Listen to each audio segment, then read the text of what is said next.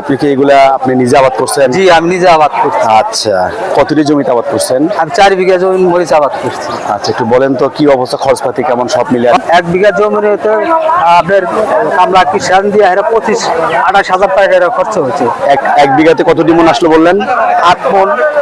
8 মন। জি। কতগুলো মন এখন বিক্রি করতেছেন বা বিক্রি হচ্ছে? 4,000, 4,500, 5,000 টাকা এরকম। 4.5 বা 5।